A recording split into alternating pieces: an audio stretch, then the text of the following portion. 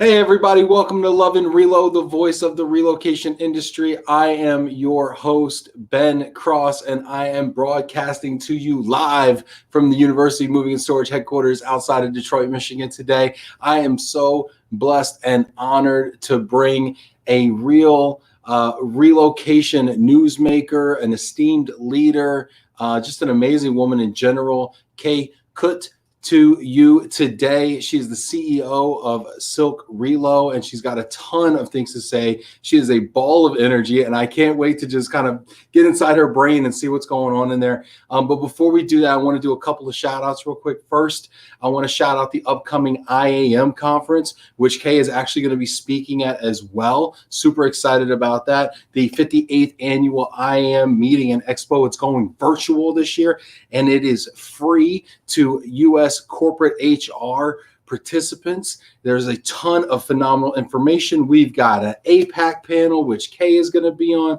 We've got a LATAM panel, which Patricia Tavares is going to be on for Brazil Talks. We've got EMEA. We've got government. We've got it all. We've got U.S. corporate panels. We got my man Jack Jampel's leading the panel. My homegirl Tanya Maratini is leading the panel. So it's going to be fantastic. I want you to go ahead and sign up iammeetings.org below. Tell them Ben sent you.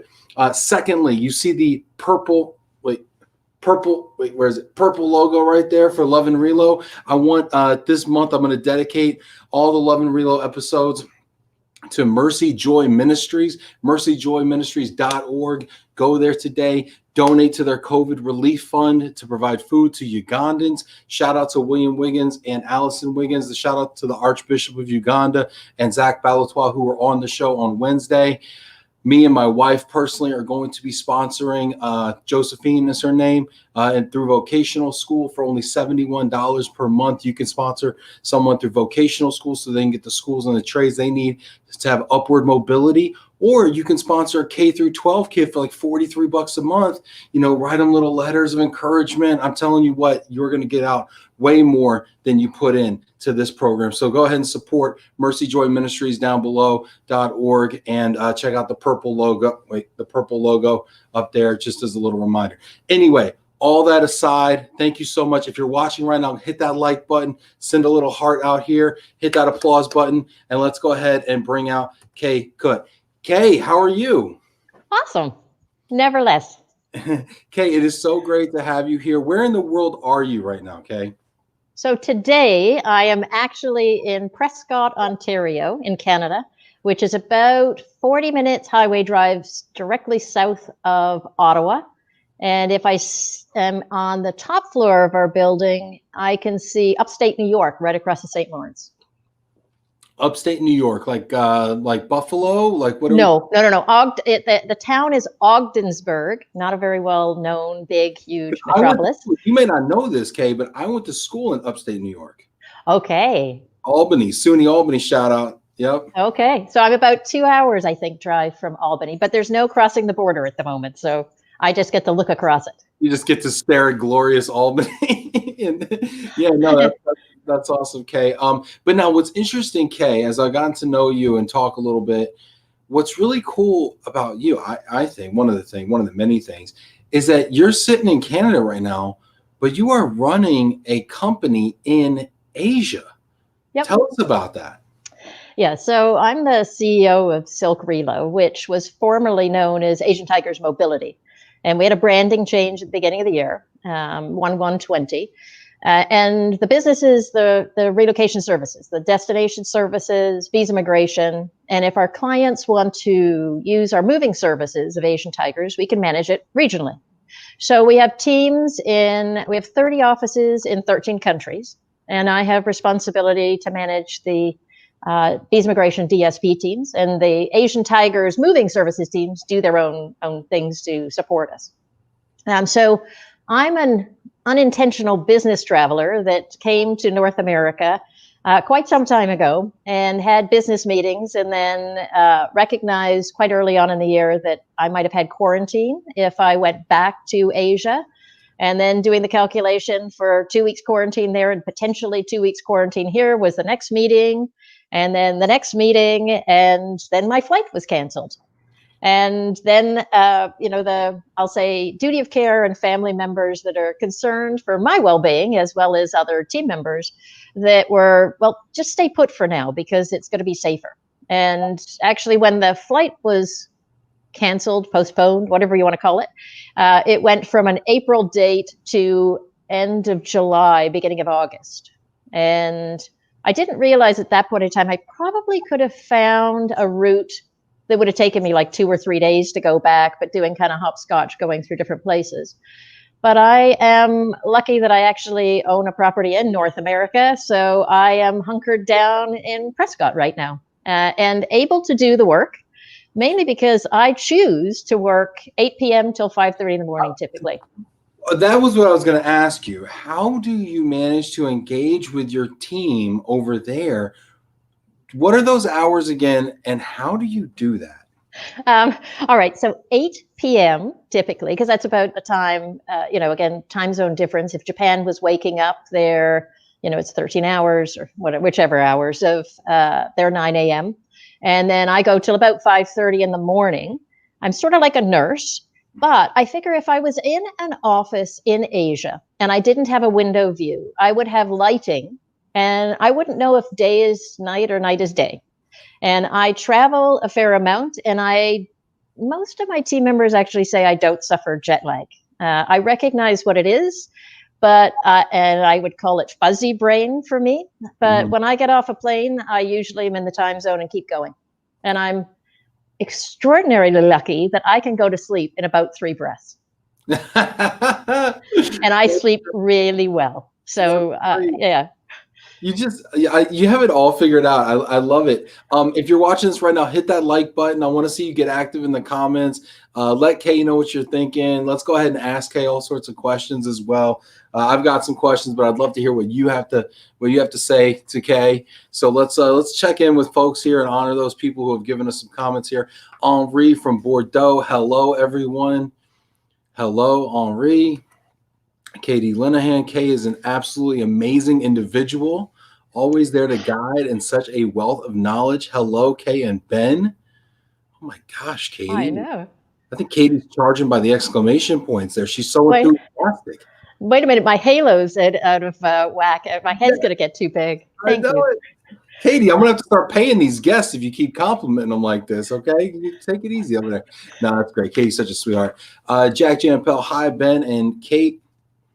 Kutt, yep. All right. That's an abbreviation.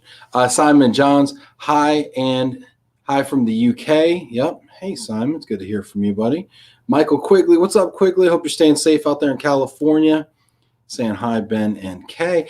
Jamie Master, hi, Ben and Kay. Cheers from soon-to-be Hurricane Delta struck Mississippi. Jamie, I hope you're doing okay out there. Let's see here.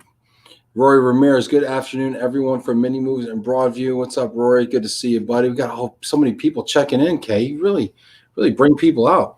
Pierre, greetings from Geneva, Switzerland. Warm regards to Kay. Appreciate the people in Europe staying up late for us. Charles Beatty checking in from Dallas. Francine Dresden checking in from St. Louis. Good to see you, Francine. Amanda Rakowski from Phoenix.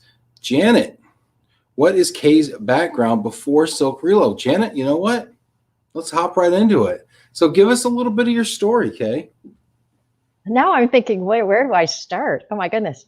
So I have relocated or actually moved house more than 25 times. 25 times. 5 times. Yeah, I'm on my silver anniversary time, so I'm kind of working on that.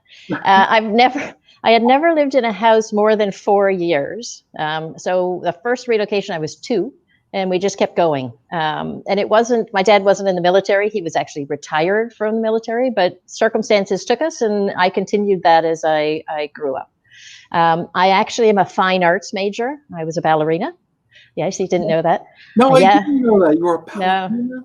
Yeah, 20 years. And then got into different things, but directly before getting into the relocation industry, I worked for it actually is the largest serviced office provider, and was responsible for setting up offices in Asia as their director of operations. So in one calendar year, I opened 13 offices in 8 countries. And in the second year, we were set up to open another 9. Okay. All right. I want yeah. to stop you. I want to pause here. Okay. Just get off the career train for one moment, because I like this stop here. You opened up 13 offices in 1 year In 1 year. 8 countries. 8 countries. I can't even get my own office running. Okay. And it's been around for 30 years. So how do you do that? Actually, an extraordinary A team, and actually when we started, there were 3 of us plus 1 franchise entity that we had acquired. When I say a franchise entity, a team of 5 people. And then by the end of that first year, I think I had 130 people reporting to me. And it really was about having process, procedure, structure, and really transparency. When I say that A team, whatever was on the table, everybody needed to be aware of it and everybody needed to be engaged. And my job was to set out a framework and get out of everybody's way. Why was that transparency so important?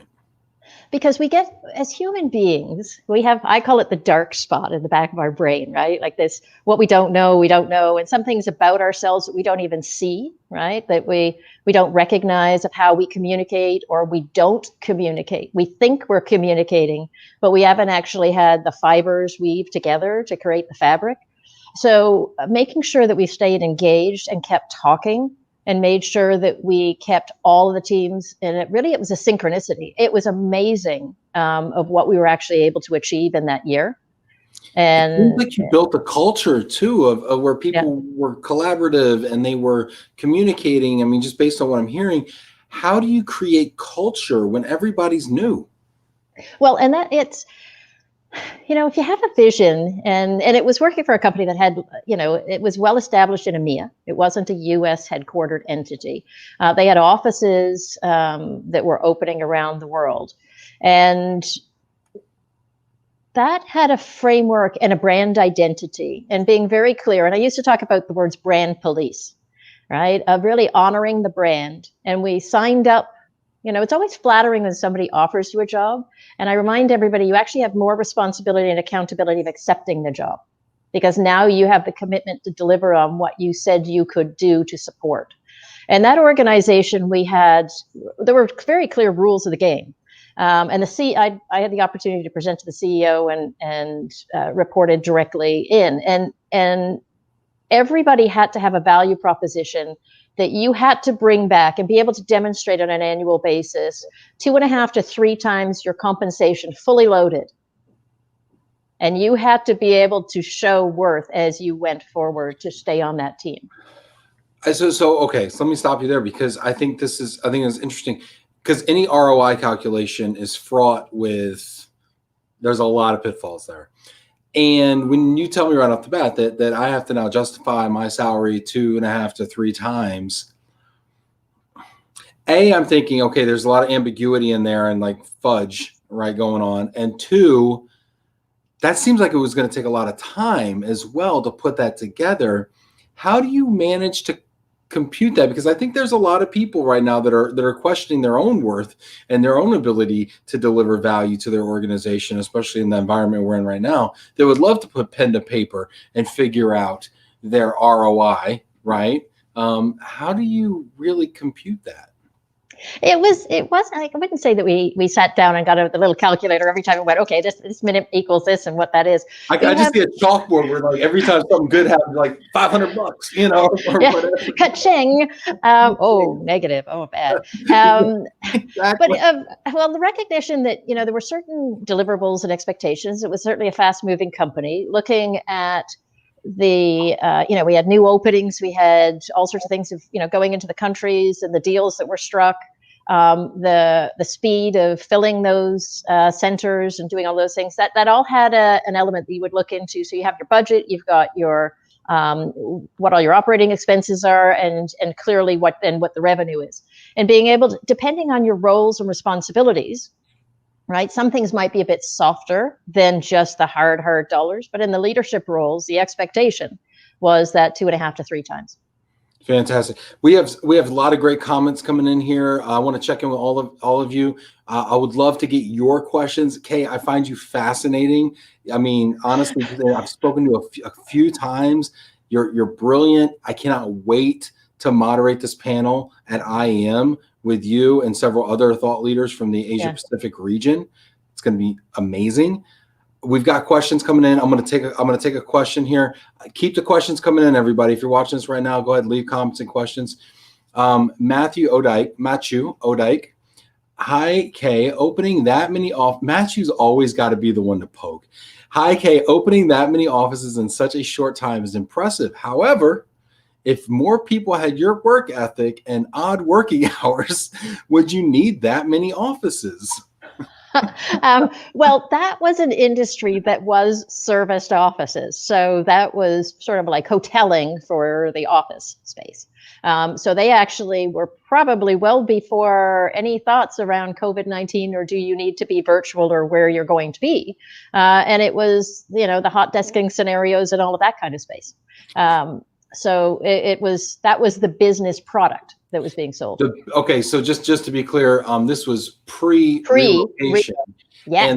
And this was, you were basically selling what we call now co-working spaces almost. It sounds like, right? Yeah, serviced offices. There's lots of different names that they've now come up with, but yes. Yeah. So so that's interesting. So you couldn't need a physical office more than when you're selling physical office space. Yeah. So that's what, otherwise there was like not a lot of business. But they, but you're also at that point in time, we were, when I think about when we went into Vietnam, we were the first service business that had at that time Cat5 cabling.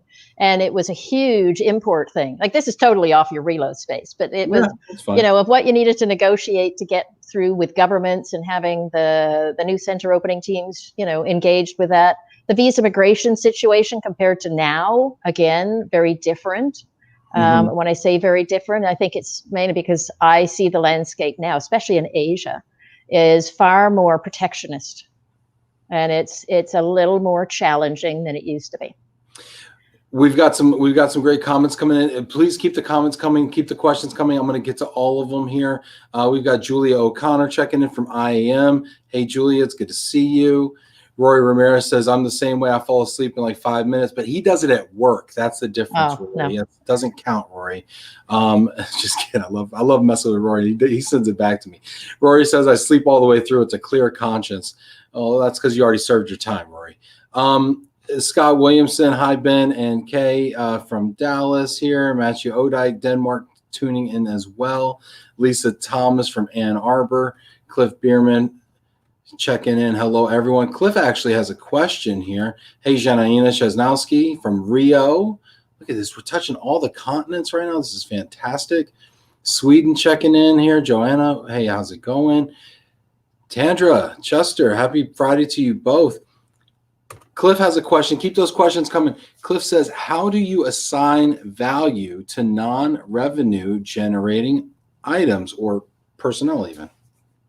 Yeah, so, and if I go back to what we used to have, there was also what I would call a scorecard. And being able to identify that there were certain elements that are critical to success that align with that culture, the vision, mission, and values. And with that, then being able to identify, very much like a performance review, what's going to be the critical to success. It also was not about one individual, right? Egos need to be in the basement.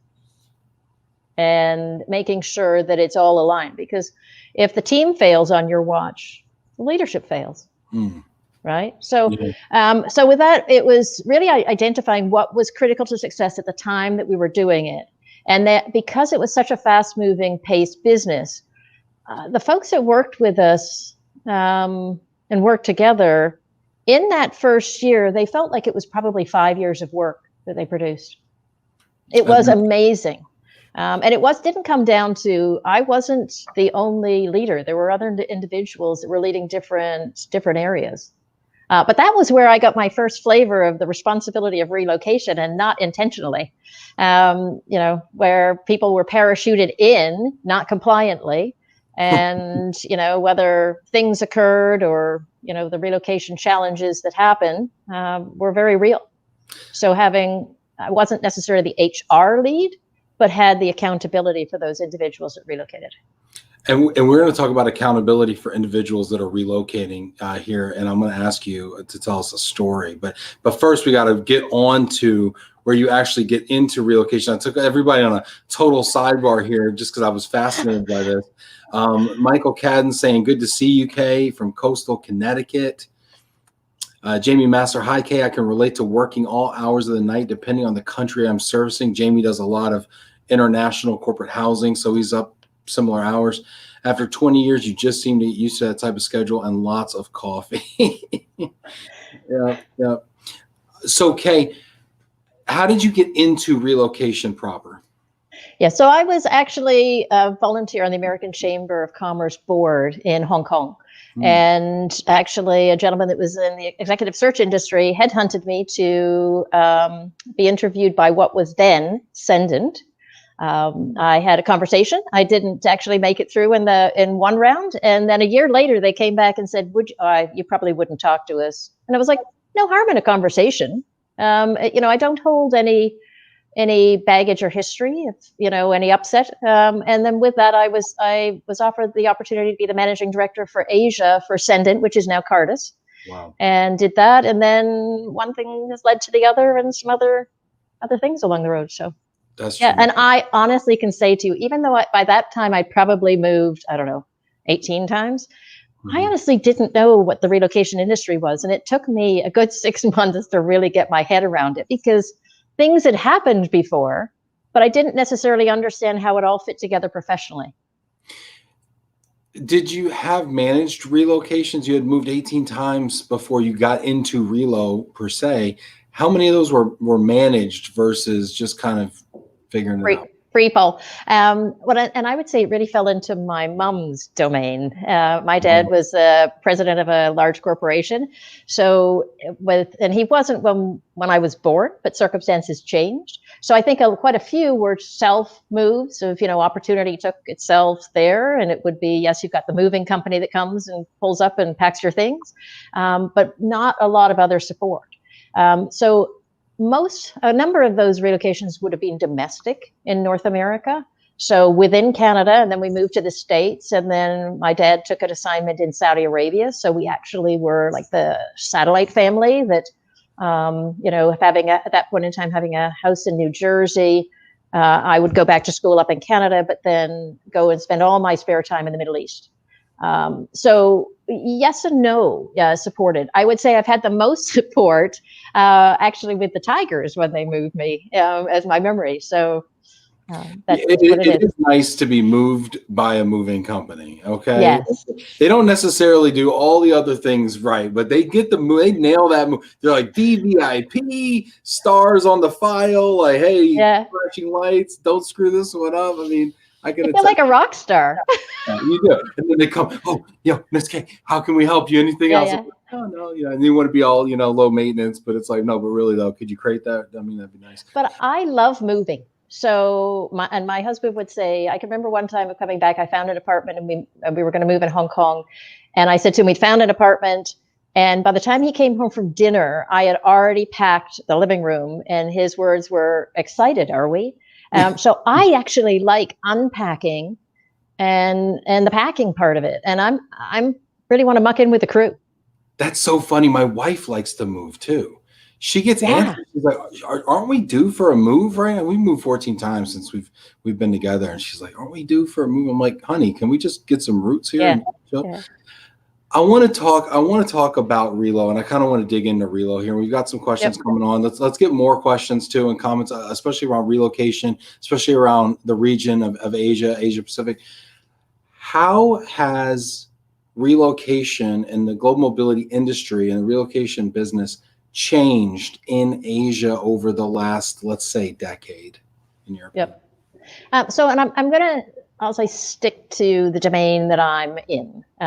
So, having been with RMCs, relocation management companies, and their world has changed significantly. If I went back to, just a little context, when I went back to when I started at Sendent, really it was logistics services, right? Of getting somebody moved from point A to B. We were doing maybe a little bit of DSP, but they weren't into the comp administration. They weren't into the expense administration. That wasn't really where they were at that point in time. And it's grown into more assignment management. Now, in the space that I'm in, which is the destination services, visa migration, and then the coordination of the moving services, if our clients want that through our team, what I recognize over the last 10 years is really the level of professionalism that has stepped up. The integration of technology absolutely is an enabler for every part of us. And it's already given that you've got quality. It's already an expectation. Technology now are sort of table stakes, right? If you need to have it, you need to show it. It needs to look sexy. Does everybody want to use it? Not always. You're spot on there. I just want to stop you there because I want to hear about how. Let me back up. So how has technology? Can we just stay on this for one moment? How has technology changed over the last 10 years as it pertains to your business? You know, you mentioned DSP, immigration, moving. Yep. So when I joined, and actually, what day? On the 1st of October, it was 12 years with the Tigers. Nice. And when I joined, within about 6 months, because I'd been looking at what type of technology we would use, and our structure and locations, jurisdictions, and it was really the destination services at that point in time we were looking at. I couldn't find a solution that was out there that was either, there were RMC type of platforms that were so deep and wide in the comp admin, expense administration, and other management things, wasn't right fit. And then there were DSP programs that were really focused on almost the mom and pop shop, onesie twosie locations that wasn't going to give me coverage for all the countries. So we actually spent the extra time while I was there in Beijing, any moment I had, I spent with a tech company building a platform that is almost, the front end of it's almost like a Salesforce.com that takes me through to the contracting and all of the pricing and the RFPs, and through to with a hard stop for compliance, because compliance is critical, that you can't initiate a service unless you have agreed pricing. And our emails are integrated, so we have a flow of all of the communication. Very nice. And it goes through the operations and to the invoicing. And it was critical as how I looked at it, because we need to keep current and driving cost out of what our business is. But we have a human element, right? Relocation is about relocating humanity. And I also think it's so important that we have humanity in relocation. And sometimes we lose that. Well, and that's where your second point I felt like was so interesting about this, right? You said you have to have technology and it has to be sexy. Now, whether people use it or not is a different story. What is this disconnect? Because you're right, everybody's craving sexy technology. It's what sells, it's what people are buying, but it's not what users are using. What is that disconnect? Yeah, so there's a couple elements. So there's one element around the internal use of technology, right? And that is an absolute critical, in my view, and the connectivity. And especially, COVID-19, while there are a lot of, I'll say negative and very heavy areas of it, it really for our team, it really demonstrated the ability for our teams to pivot within nanoseconds and to be able to work completely remotely, because the system was built entirely to do that. And to be able to have that, if one of the teams was not available or needed support, it didn't matter where we were sitting in Asia, we could actually support. So that's why my being here, I have access to real-time data and communication through the technology, and we can actually do video chats, we can put all sorts of things in it and stay connected, right? So that, for me, on the internal side, it really isn't an option when you're working. And I had one team member, I can remember when I joined, and she was so cute, and this was in China, and building the technology, showing her a demo. And then she looked at me and went, and I could see her eyes were rolling back, like she was she just didn't want to do this. And she's like, Kay, why do you want to do all this technology? Because, the Chinese invented the paper and the pencil, and it works. And I was like, oh no, but that's not going to work when something else needs connectivity and our clients need real-time access to data. So when I'm saying about sometimes it's the sexy side that you want to be able to show what you've got and have apps, that's the next hot rage and virtual reality and being able to do all the virtual tours and all of those things.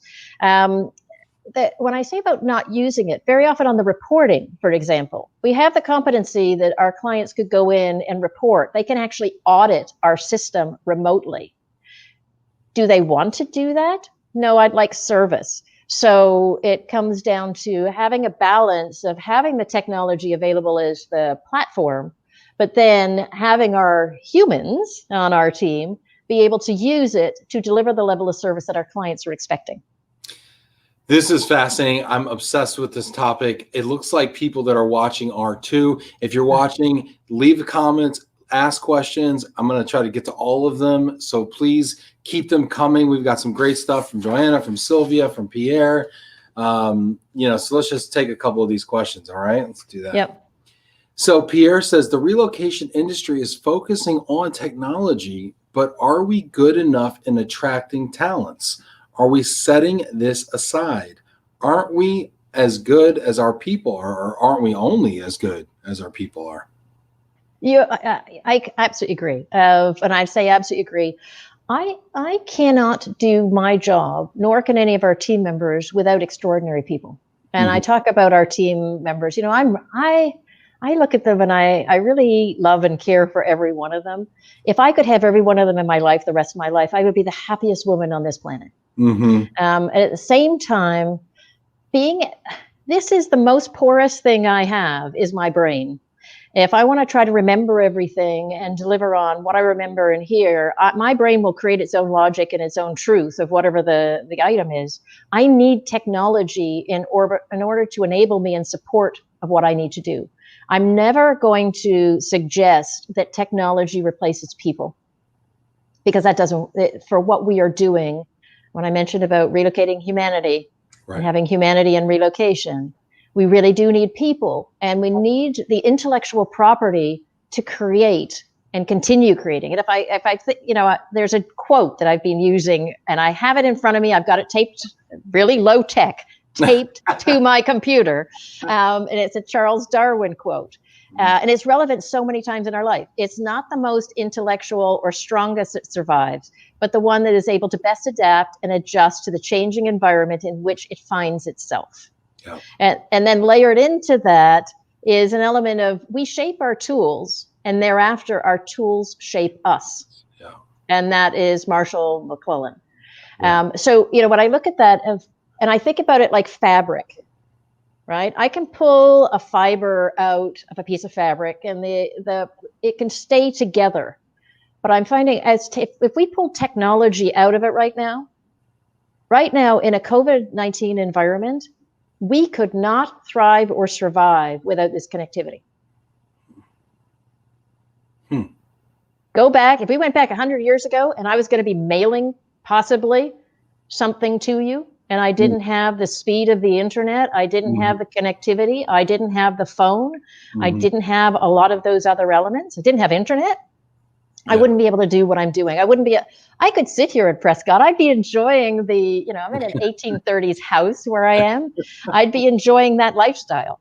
But that's not the world that we live in today. I think you're right. I think that human beings are the best technology that we have. However, the second best technology we have cannot be paper and pencil. there has to be something right behind us, right behind the most adaptable asset we have. There has to be something that's the best at remembering, and then the best at communicating, and then because these are all limitations, right, of us. Well, and depending what the customer wants, right? So we have some clients that are really pivoting and transformationally shifting with a disruptor, that they want to be a little more virtual in what they're doing, right? And they may look to having technology replace some of the human elements that we were doing as humans before. If I went back 30 years ago as a DSP, I called them the handbag brigade. It used to be the ladies that lunched, that would be the ambassador that would take you around the community to make you feel comfortable. Let me show you this house. It was like Vanna White, show you behind the door and then make you want to buy whatever that was, right? We don't have time. We have individuals take you around, but it's at a far different level than ever it was 30 years ago. Pierre goes on to say technology enables us to listen to UK tonight and have a great time. Thank you, Pierre. Thank you. Such a gentleman there. Thank you, Pierre, for your questions. Keep those questions and comments coming. You're far more interesting than I am, so I would take your questions over mine any day of the week. So please keep them coming. Michael says, go back 20 years. You know, that's interesting. So here we are, 2020. The year 2000 doesn't seem that antiquated and old-fashioned, but how have things changed from a process standpoint in the last 20 years? Speed. I think, you know, the expectation, and you know, you may have had communication methods of email, but there wasn't the expectation of it. It's almost 24/7. I think the focus on collaboration. And I honestly believe we're at a pivot point, a transitional moment in our relocation industry where we need to be more collaborative together as an industry for the benefit of the industry and the benefit of the next generation. Because there's so much intellectual property that's out there. And Ben, you and I talked about it, you know, when you're at primary school and you did a test and you put your arm around it and it was like a secret that you're writing. I still eat dinner that way, by the way. Yeah. You know, it's really important that we take those barriers down and that we really engage with each other on the communication. And a couple of conversations I've had recently, specific to relocation and RMCs in particular. How often is it that the consulting services team of an RMC actually hears from or reaches out to part of the supply chain to ask them about what's going on and changes? Because you know, in the structure that we have and the communication and how it weaves together, it's usually the suppliers through the supply chain. And then the listening for the supply chain of what they hear that might come from operations or that might come from the consulting services. But we've actually taken ourselves somewhat back from really leaning in at the table and really being consultative because we're all so busy in delivering the services that we've got to be focused on. And that's where I think it's changed. You know, that's so interesting. And Ben Heller, I see you. Rob Zeitz, I see you. I'm going to get to all these questions. These are phenomenal questions from really smart people. But it's so interesting you say busy because we're all so busy, right? And we have more technology, more connectivity, more predictive, you know, and assisted things, right? I mean, gosh, if I don't want to show up to work today, I could probably set rules in my inbox that keep you busy for a few hours if you were trying to email me. But yet we're more busy, it feels like. Why are we more busy now? And I have a 32-year-old son who will go, Mama, do you feel like the world's going fast by you? And it's like, yeah, okay, I get it. Pay attention. You know, there's a speed and a pace. I think, and I actually, I'll say inner direct team, leadership team recognize that if I take myself away and go and paint, and I'm not saying I'm not an artist, it's going to paint a landscape. I'm talking about painting walls. Practical painting, yes. Practical painting, architectural painting, we'll say. But of that action of doing something and creating a blank canvas as it is, to give myself time that's away from emails and to really build time to think, strategize. And, you know, I'm a great brainstormer by myself. I can always get to 100% agreement and alignment and can go on my own direction. But I really engage with our team members and others outside the industry. I have a mentor that's now he's probably in his early 20s because we very often think we know a lot of things and we need to be inquisitive. And I have this sense of wonderment. So one of the things that a gift that somebody gave me probably about 5 or 8 years ago was it's lovely to be acknowledged for the knowledge you have or the learning or the experiences we've had, but to look at the world with a sense of wonderment. And if I said to you about the industry and going to an ERC conference or a EURA or an IAM or any of those, You sign up and you go, and you may have had experiences with people or companies that you already go with an impression of it, and you selectively choose who you're going to engage with or not. And I actively went to, like it was, if I was taking myself back to a childhood moment, my favorite toy when I was young. And mom would say it was the end of the day. Come on, okay, you got to come in and go to bed. And you have like endless energy and you aren't tired and you are really interested in whatever you're doing. You want to go to sleep and you want to get back up and play with it. And I recognized as an adult, we somewhere, as we grew up as a child, it was maybe not cool to have whatever that was. We put it aside. But did we look at people and the things around us with the same wonderment as if we were that age? We don't. Right. So when you ask me about my energy level, I get up and if I can find something new and cool that I haven't seen, and I recognized, I think I was 52, and I recognized how many sunsets I had seen that I actually had not seen. Right? Every sunset is different. There are no two identical. But we are very often not present to the things around us, to the people around us, to the work around us, to what the client is saying, and trying to keep these ears open and active, the eyes scanning, keeping this maybe a little more closed, of listening to get more information.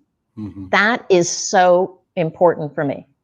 You know, it's funny, you used the worldwide ERC example, right? And people go in there. Yeah, I've seen this a million times, and people have asked me actually for networking tips. And I think you touched on one that's phenomenal, right? Have a sense of curiosity, a sense of childlike wonderment when you go into an event like that, even if it's your 20th or 30th or 40th conference like that. Because I see people that go in, right, who have done it for 20 years, and it's old hat to them. And they just gravitate to the same old people that they've always talked to, and they just complain about how nothing new happens and they get less and less value every year. And then I see people that go into it and they walk all the halls and they meet all the new suppliers, and they look at all the new technology, and they go to the sessions and they listen to the ideas, and they choose to have a sense of estrangement, is what it's called in literature. And they get what they're looking for, and they're looking for newness, and they find it.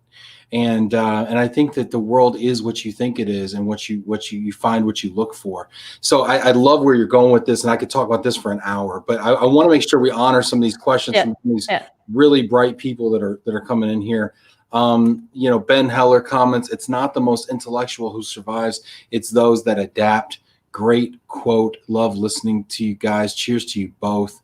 You know, Ben's interesting because, you know, he's with a technology company that connects, and it's all about interoperability. And you had kind of touched on this earlier, and I'd love for you to go into it just a little deeper, talking about the way that technology, if used internally, because all the sexy tech that's being developed seems to be customer facing, client facing, lump sum portals, self-service tools, automation for customer choice enabling technology. But the real technological gap, in my opinion, is inside, is the way that we talk to our supply chains, the way that we streamline our processes and automated processes. How do you see that evolving, maybe going forward as the next wave of technological revolution and relocation? I'm having a quiet giggle that I wasn't not laughing at you, because I have this visual, because I'm quite a visual person. It was like Wizard of Oz, right? Like we show that everything looks like the yellow brick road and everything is happy, and click our heels and it's all really great.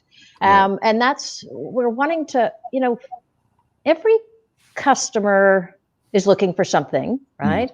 And the companies that are looking to serve them wants to be the next new thing, the shiny thing that they're going to go to. So the technology very often that's the space that it gets focused on.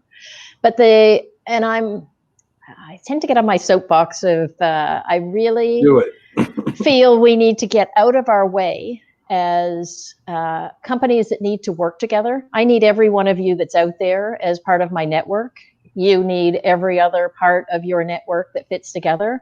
And if we had a technology that could that we put our competitive advantage and differentiators aside and had commonality with technology and take the ego out of it, And I've had conversations with leadership of some of the largest RMCs, and they were like, okay, why do you want to do this? And I've talked to ERC, and I've had conversations with Eura, and I'm not saying we don't own any technology. We use technology.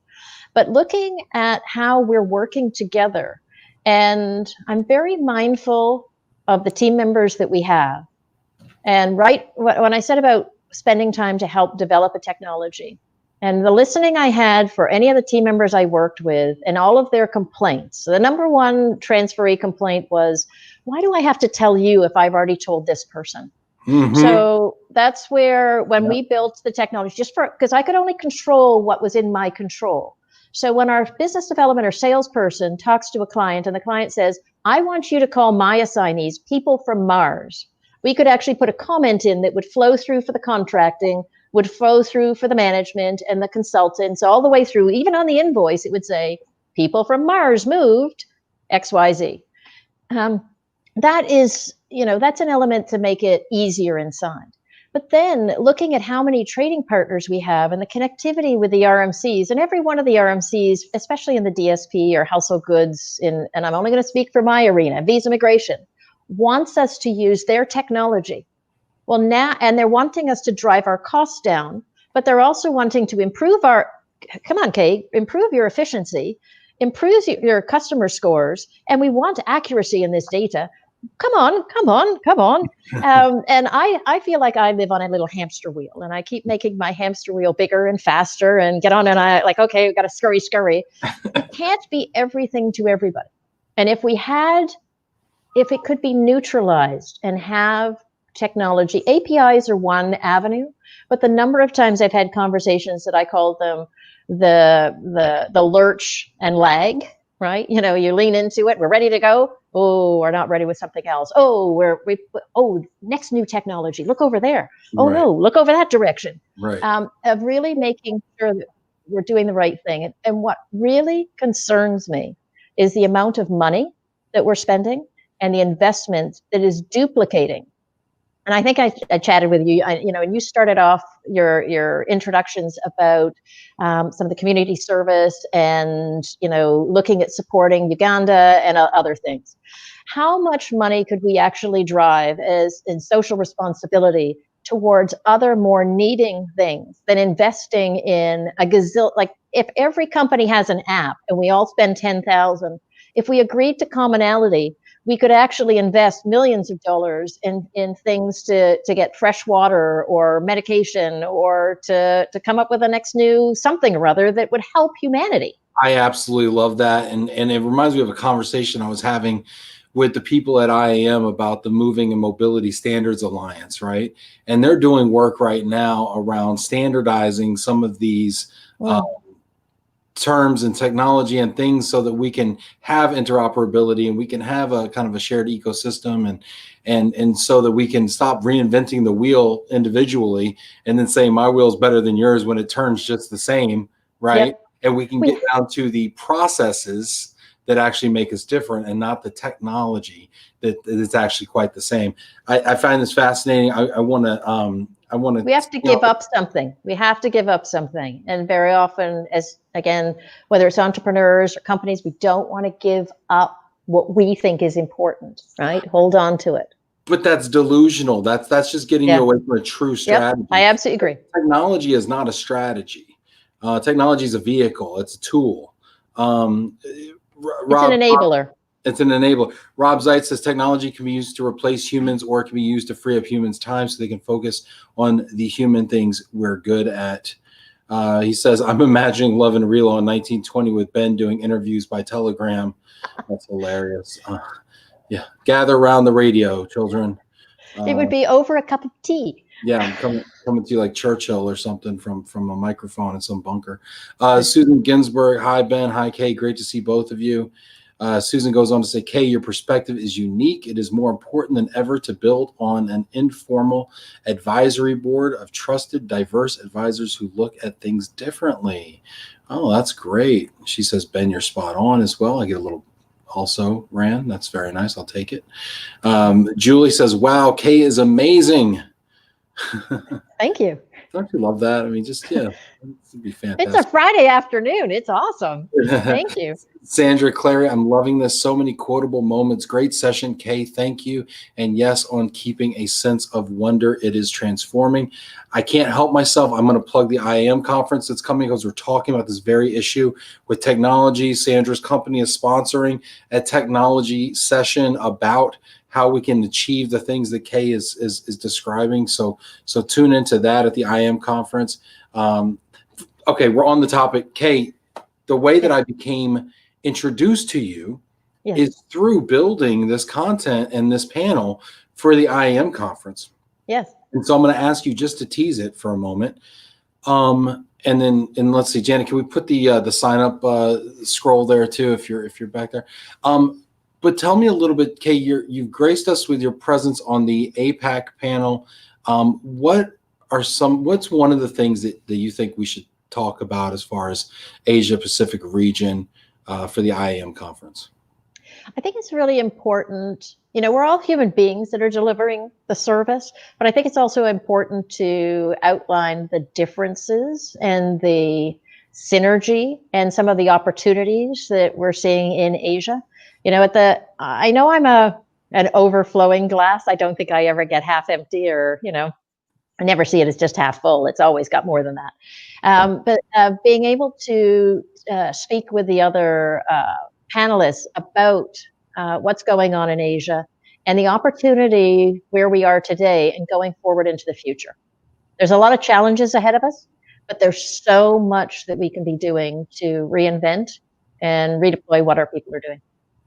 Absolutely love it. And on that panel also will be Stephen Park from Schneider Electric and Lynn Lee from Mars as well. So it's going to be amazing. Let's see here. We got some other fantastic. You know this guy, don't you? Yes. CubeMates. Gordon says, "Good job to you both. What was the reaction from IAM regarding one system? Geez, we all do the same thing." I'll take that question, Gordon. Thanks for asking. No, I think they are hearing all of their members saying kind of the same thing. Like, gosh, it would be really nice to connect. I mean, if you look at a move, let's just look at the moving process, the logistics of moving household goods internationally, right? And you look at the origin agent and the transportation provider and the ocean liner and the destination provider and the customs agent and the, crating company. I mean, so many people who are just shuffling the same information around, to your point, Kay, earlier, it just, and again, under tremendous price pressure from our clients, right? And from consumers who say, gosh, I could get this cheaper if I just Google it, right? And so we're under tremendous pressure to drive our costs down, and yet everybody's asking for the same amount of information and asking us to input it into so many various portals, and then the European governments and all the governments of the world are saying, oh, but there must be privacy and there must be a way to keep all this information secret. So you must share it and keep it secret all at the same time, and it has to be there like that in real time. So all of these pressures, and it's driving us movers crazy because we're like, can't I just pack this box already? Can I just pack the box? And so I think IAM is hearing this, and I think they're saying, we want to help solve this, and we want to bring all the constituencies together, and we are Switzerland, right? We are kind of autonomous, and we believe that we can operate as the one who kind of brings all these things together and kind of hold on to it, so nobody owns it, but we can kind of aggregate it. And I think that was the idea, Gordon. And now, as they're bringing in more constituents from the client side, both on the corporate side, and some of the people that are on the U.S. corporate panel from the IAM meeting are very excited about this, especially the technology companies that are the corporate clients of moving and relocation are very excited about this as well, because it's in their DNA too. And then you bring in the RMCs who are asking for a lot of these things. And I think for the first time in our industry's history, a confluence of all the stakeholders, a groundswell of expectation around this, and an organization that actually understands the problem might all be kind of coalescing right now. And I think it's a very interesting time in 2020, which could be a t-shirt. Yeah, Gordon, so that's my take on it. Thanks for asking, Gordon. Sorry, this isn't the Ben interview, but sometimes I can't help myself, Kay. Okay. So thank you for letting me go off here a little bit. Pierre loves the vision. Says technology supports the vision. Technology is not the vision. Yeah. That's fantastic.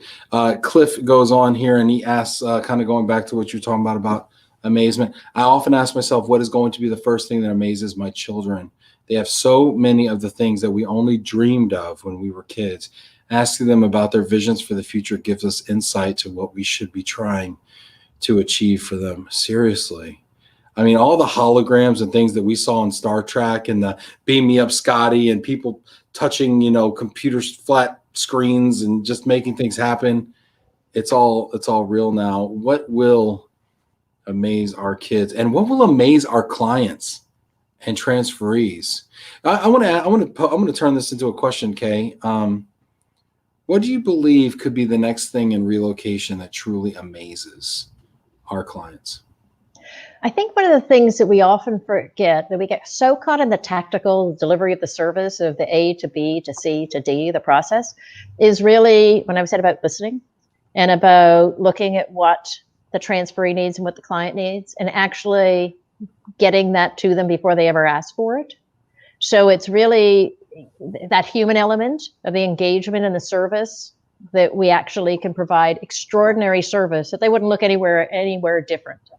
And technology can support that because there's a lot of information that's there and being able to have things accessible and easily. When you look at the amount of information that is out there, it's about filtering it and pulling it together to give the executive summary. And one of the things we very often miss on a cultural component or an understanding are the different personality styles and the different cultures. So that when you're working with somebody that perhaps is more of a process, very analytical person and how they want to get that information versus somebody that might be in sales and how they want to receive it, and the executive versus the person who's on the manufacturing line, right? Mm-hmm. So really understanding those elements, I think that would be a transformational shift again of being able to get people what they want, how they want it, when they want it in a better form. I love what you're saying there as far as predicting what people are going to need before they even know they need it, right? And I think that is something that we should aspire to. I think it's a competency that we probably have. We need to find a way to deliver it to them, right? And if we're doing things with technology that aren't doing that, I don't think it's providing a menu that they can choose from and providing all the options aggregated into one place like an Expedia, model. I think it is telling them what they want before they know they want it. I know that's what I do as a mover when I go into somebody's home and they're all over and they're like, I could do this, I could do this, I could do this, and these dates and all this could happen. And the best experiences are when I go in there and say, ma'am, sir, I've seen this before. In my professional opinion, I think this is the best option for you. Here's a plan, and we can do A, B, C, and then therefore D will happen. And they're just like, you know what? Done. Do it. Right? Yeah. To me, that's a win. And I think we can do that in relocation. I think there's also a lot of opportunity with predictive analytics, and that's one of the things that our team is also looking at. So, having the data, and again, needs to be clean and in a good form, of knowing that, all right, for this company, and again, a company culture is different. They may have this cultural profile of this passport, moving from this location to that location. What type of housing would they typically go into? So we can already start streamlining down based on what we've seen as other patterns. Because our consultants as DSP very often read in with the lens of what they have to interpret versus really recognizing the data that's there for them. I'm going to challenge this idea, please, if I may. Yes, go. Respectfully. Because Google does this for me, right? Yeah. So when I go on the Google, it gives me what it thinks I want to know. Right. And in my business, as I'm researching people from all over the world, it's giving me a distinctly US search result, right? So I'm not getting the best results for someone of a similar name in Japan. I'm getting the best search results in Michigan, right? Because it thinks that's what I want to know. And the advertising I get, it is telling me what it thinks I want to know. And the stuff on my Instagram feed tells me what it thinks I want to know. My LinkedIn feed, right? And so I'm not seeing my friend Laura Agazian tell me about New York neighborhoods because it thinks I'm in Detroit and I don't want to know about that. But yet I want to support Laura and I'm curious about what her work is and everything. And I just had this conversation today, so it's top of mind. So shout out to Laura, follow her on Insta. But what I'm saying with this is to say, when we get into things like real estate and when we get into things like life decisions and what schools our kids should go to, I'm concerned as a person who consciously overcomes my own subconscious biases as a white male, upper middle class, right? And constantly is trying to find diverse opinions, voices, non-male, non-white, non-US based, right? That if I'm just giving back what it thinks I want to hear, do I start to just get into my own echo chamber of my own, you know what I'm saying? Does that make sense what I'm saying? Yeah. And I feel like politically we get into this loop where we're only hearing our own political narratives, and socially we get into this loop where we're only hearing our own perspectives regurgitated back to us, and therefore, oh, well, the world is just like me. And almost we lose diversity. So on the one hand, it's a great customer experience because it gives me exactly what I want most of the time, probably most likely, but it also might be limiting from a diversity standpoint. What are your thoughts on how do we balance the two?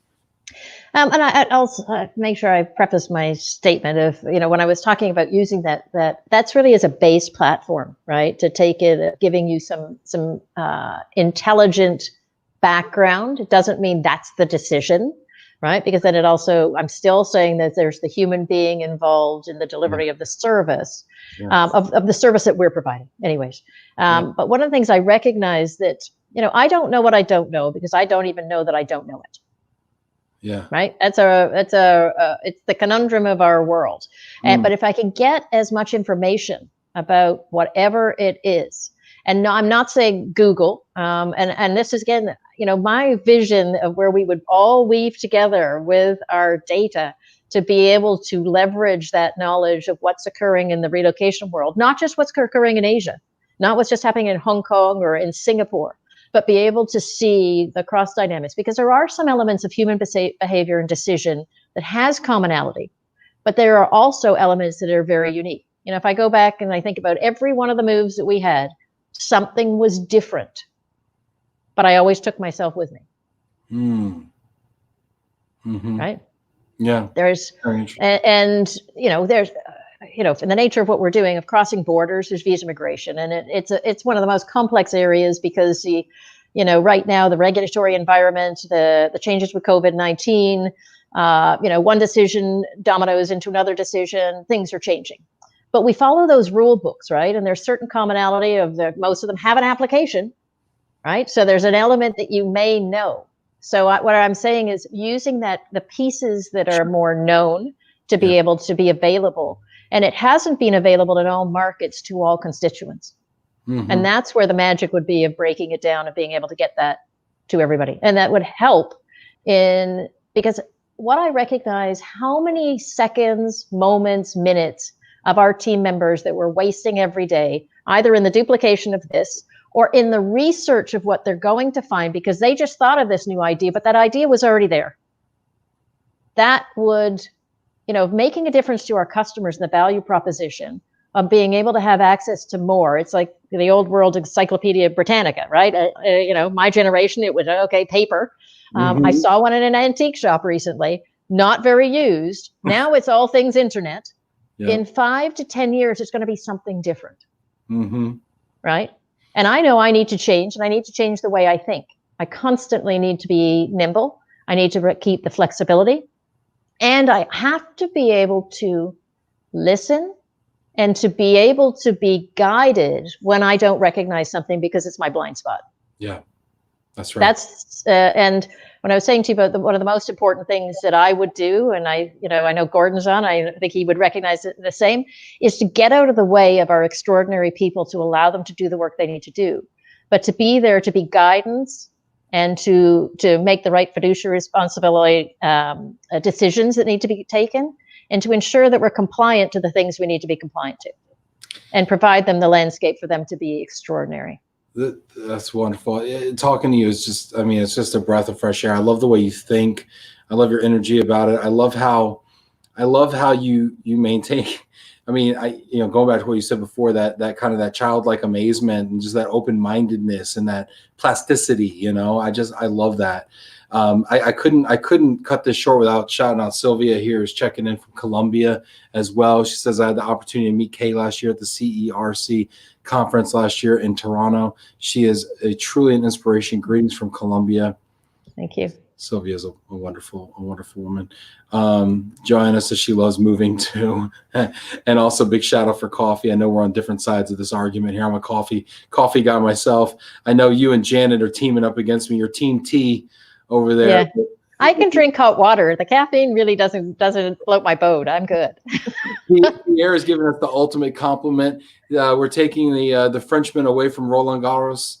It's in his tournament right now, so that is the ultimate compliment. I think we're ready for prime time. Kay, this has been tremendous. I wanted to just give you a moment to leave you with an opportunity to give us a final thought today. What is a final? Love yourself enough to forgive yourself for all the mistakes that you make, so that you can be absolutely extraordinary and go for greatness. Oh my God! You can't do it any better. Tremendous, absolutely tremendous. Kay, this has been phenomenal. I could do another hour. Kay, thank you so much for being. Hey, thanks to all the people who tuned in. Thanks to all of the great comments, all of the wonderful engagement. This is all about you out there. So thank you for being with us this afternoon. Kay, thank you so much. I appreciate this so much. Thank you. Appreciate it. Take care, everybody. We'll see you next week.